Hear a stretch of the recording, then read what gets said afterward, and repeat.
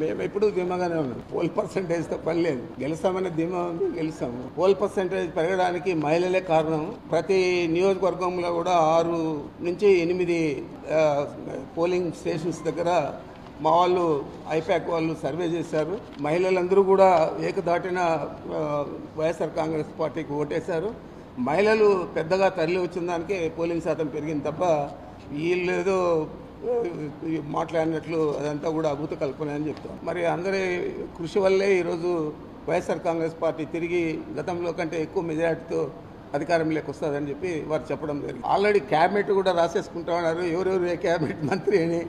అదేవిధంగా ఎవరెవరు మా ముఖ్యమంత్రి పేషీలో ఉండాలా, ఎవరెవరు ఏ శాఖకు కార్యదర్శిగా ఉండాలని ఐఏఎస్ ఆఫీసర్ లిస్టు, మరి మంత్రుల లిస్టు కూడా తయారు చేసుకుంటా ఉన్నారు.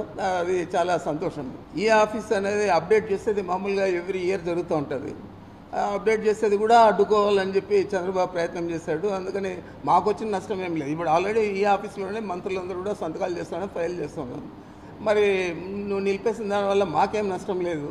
ఈ రాష్ట్రానికి, ఈ రాష్ట్ర ఖజానాకు ఏదైనా నష్టం జరిగితే జరగచ్చు, కానీ మాకు ఎన్నికలు ఏదాకా ఇంకా వారం 10 రోజుల లోపల కొంపలు మునిగేది ఏం లేదు. ఆ తర్వాత అయినా కూడా అప్డేట్ చేసుకోగలుగుతాం.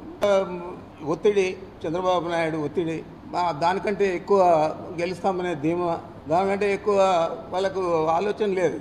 ఈ ఓటింగ్ సరళి ఎందుకు పెరిగింది, లేదా ఓటర్లు ఎవరికి వేశారు అనేది కూడా చూడకుండా పోలింగ్ పెరిగిపోయింది, ప్రభుత్వం మీద వ్యతిరేకత ఎక్కువగా ఉంది, అంచేప మేము గెలుస్తూ ఉన్నాము, అందులో కూటమిగా ఉంటే ఎప్పుడు గెలుస్తూనే ఉంటాం కాబట్టి గెలుస్తూ ఉన్నామని చెప్పుకుంటూ ఉన్నారు తప్ప దాంట్లో పసలేదు. ఖచ్చితంగా వైఎస్ఆర్ కాంగ్రెస్ పార్టీ గతంలో కంటే ఎక్కువ మెజార్టీతో గెలుస్తుంది.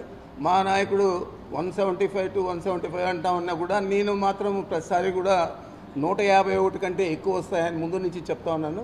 అదేవిధంగా ఇప్పుడు కూడా నేను అదే స్టాండ్లో ఉన్నాను.